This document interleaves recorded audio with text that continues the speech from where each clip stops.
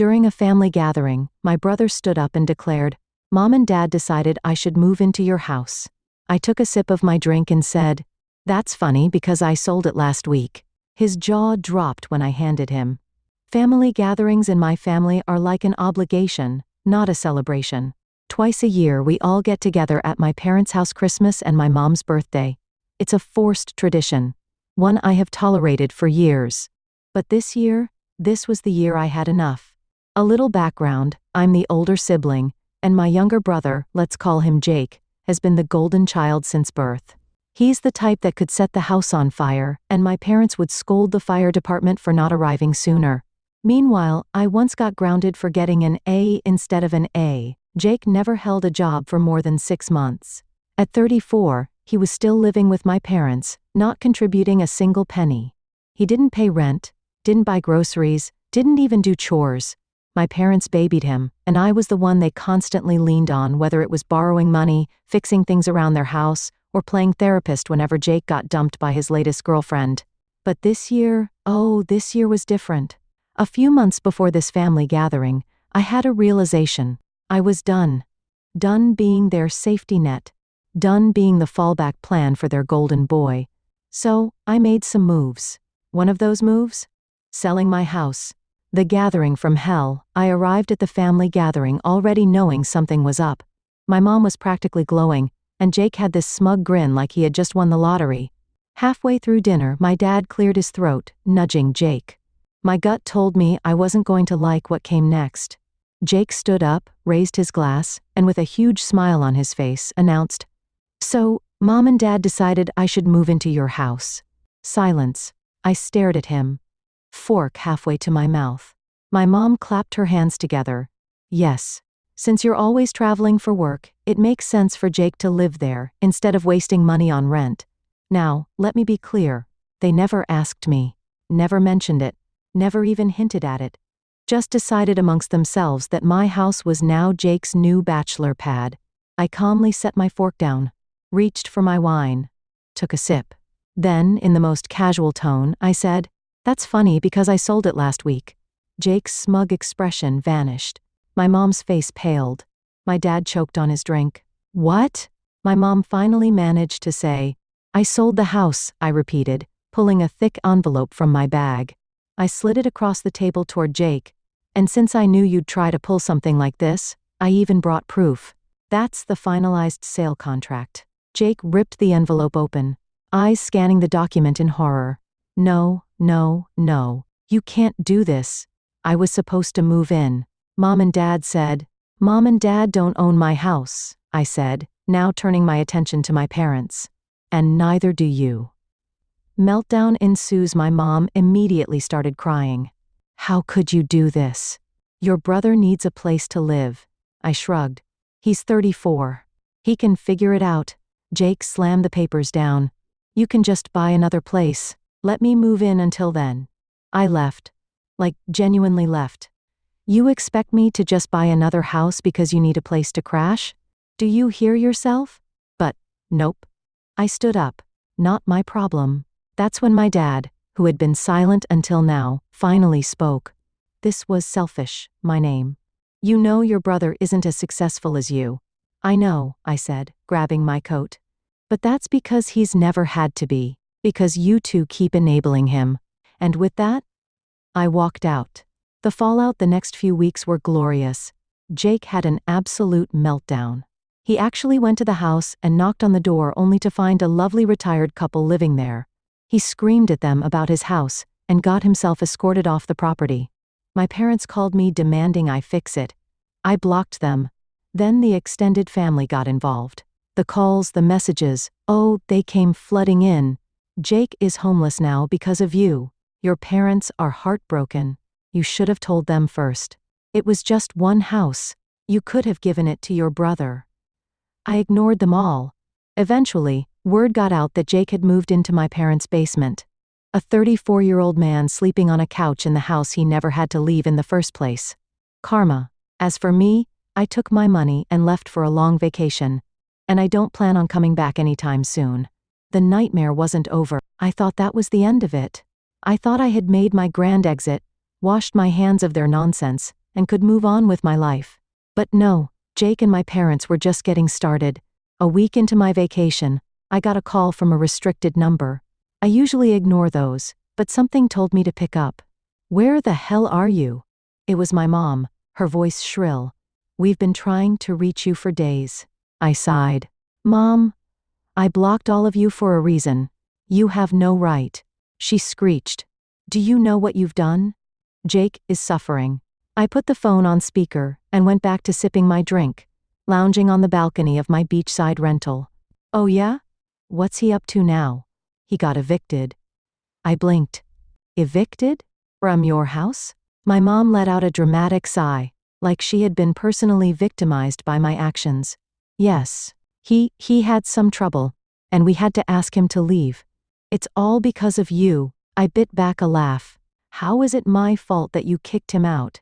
You forced him into a bad situation." I rolled my eyes. "Okay, what did he do?" Silence. Then, reluctantly, she said, "He ran up our credit cards. We told him it was just for emergencies, but he maxed them all out." I nearly choked on my drink. "Wait. You gave him credit cards?" My God, how stupid are you? "Do not speak to me like that. Then stop acting like I owe you something." She took a deep breath and I could practically hear her mentally composing herself before speaking again. "Look, we need your help. Your father and we're not doing well financially. Jake has nowhere to go. You need to fix this. No, you need to fix this. Just let him stay with you for a while. He won't be any trouble. Your family." I left. I mean, at this point, what else could I do? "Oh, you think I still live somewhere, you know?" I asked. "That's adorable." My mom gasped. "What do you mean?" "I moved." Another silence. "Where? Wouldn't you like to know?" I hung up. The stalker phase ignoring my family wasn't as easy as I thought it would be. They didn't just let things go. Jake, especially, had no intention of moving on. At first, it was just calls from unknown numbers, dozens a day. Then, emails from burner accounts. I ignored them all. Then, it escalated. One day, I got a notification from my bank. Someone had tried to access my account. I locked everything down immediately, changed passwords, enabled two-factor authentication. But something fell off. The next morning, my phone buzzed with an email from my realtor. "Hey, just confirming your change of address request?" "What the hell?" I called her immediately. "What request?" She explained that someone had called pretending to be me and asked for my new address. They even gave some of my personal details, my old home address, my birth date. But my realtor got suspicious when they couldn't answer a basic security question. I knew exactly who was behind it. Jake. This was next-level insanity. He wasn't just mad. He was hunting for me. The confrontation, I decided I was done playing defense. Jake wanted a war? Fine. I unblocked my parents. The moment I did, my mom's number lit up my screen. I answered, "What the hell is wrong with Jake?" I snapped. She actually had the nerve to sound offended. "Why are you so angry? You haven't spoken to us in weeks." "You mean the weeks where Jake tried to commit identity theft?" My mom went quiet. "Yeah, that's right," I said. "Tell me why your golden boy is trying to get my private information." He wouldn't do that." "Oh, so it was a coincidence that someone tried to change my address? That someone tried to get into my bank? A coincidence that only started after I cut Jake off?" My mom sighed. He's desperate. You abandoned him.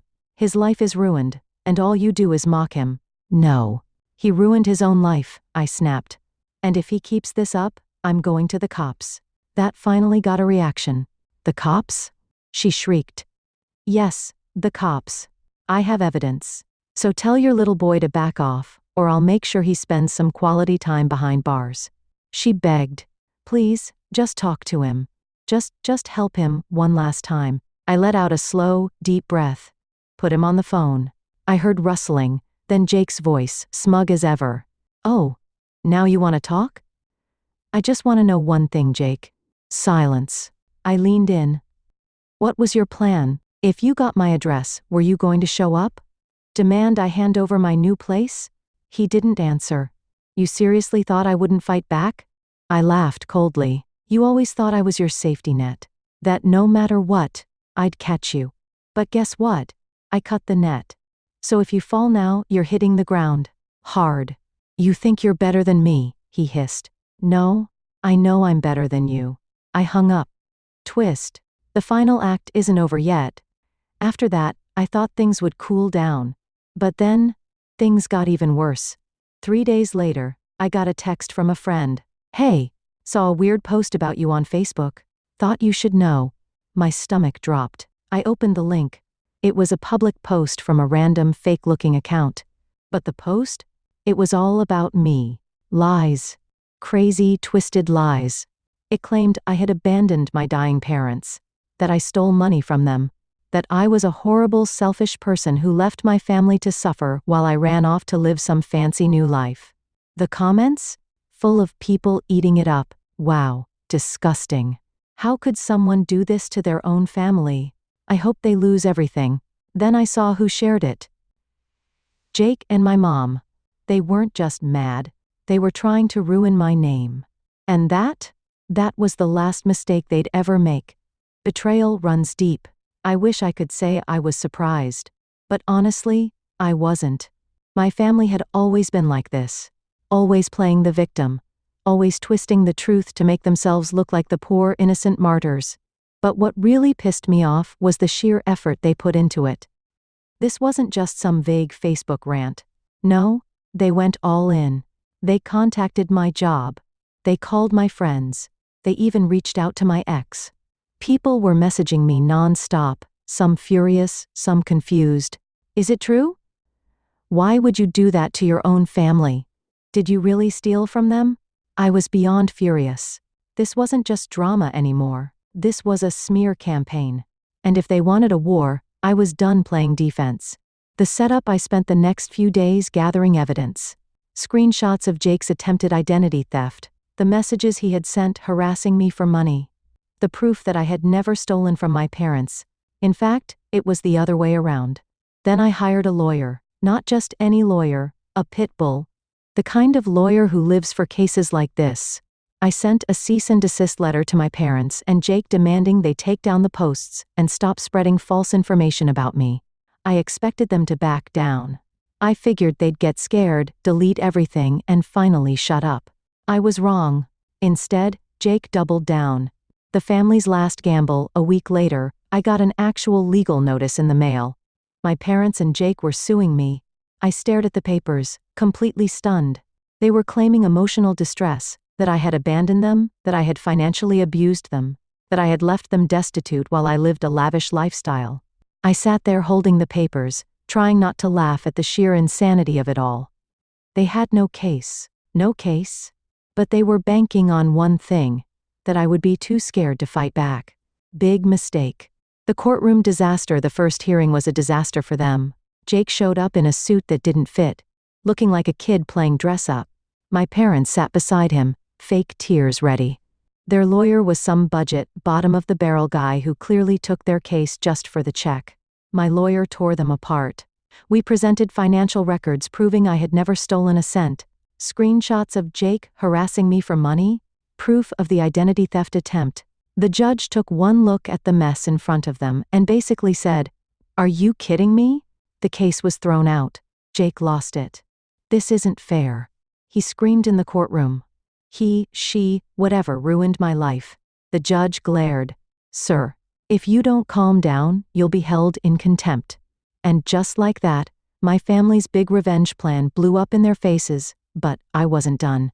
The final blow. The next day, I sued them back. For defamation, for emotional distress, for harassment. Jake didn't take it seriously. He laughed at the lawsuit, convinced I was bluffing until the court ruled in my favor. I won a 5-figure settlement. And since my parents had co-signed Jake's debts, guess what? They had to pay up. My mom begged me not to enforce the judgment. "I'm your mother," she sobbed. "Please don't do this.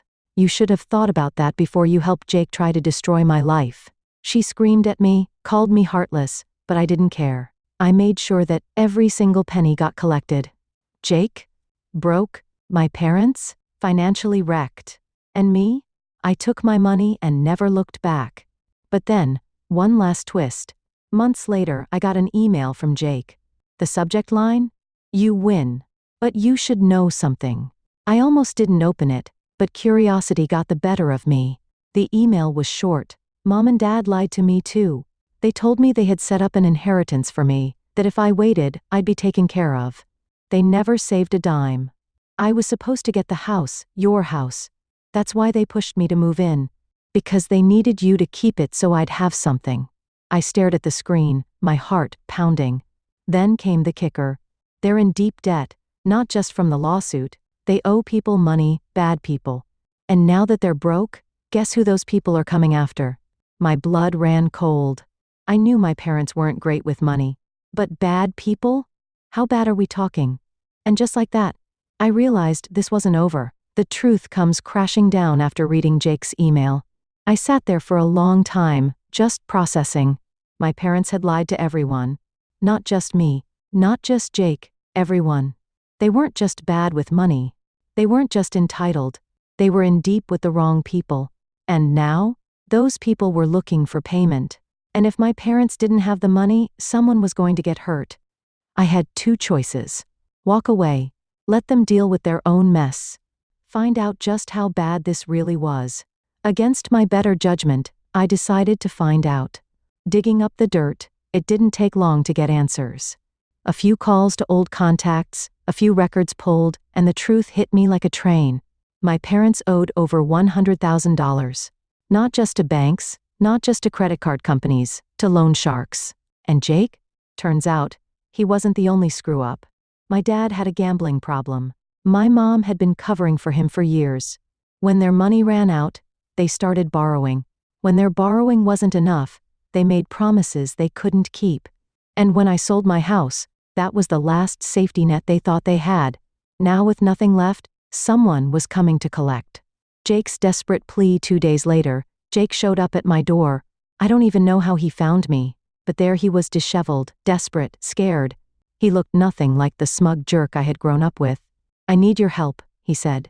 I crossed my arms. Why would I do that? His hands were shaking. Because if you don't, someone's going to die. For the first time in my life, I saw real fear in Jake's eyes. They came to the house, he whispered. Mom and Dad thought they could talk their way out of it. They were wrong. What happened? I asked, my stomach twisting. Jake swallowed hard. They trashed the place. Took everything valuable. Left a warning. What kind of warning? Jake pulled up his sleeve. There on his forearm was a deep, fresh bruise. They told me if they don't get their money soon, next time, it won't just be a warning. I let out a slow breath. So what? You expect me to pay off their debt? Jake shook his head. No. I expect you to help me take them down. The setup for justice, I didn't want to get involved. I had spent years getting away from my family's mess. But this was different. So I did what they never expected me to do. I went to the police, and I gave them everything. The fake lawsuit they had filed against me, the identity theft attempt, the fraud, the proof of their debts. And then? I tipped off the loan sharks. Not with money.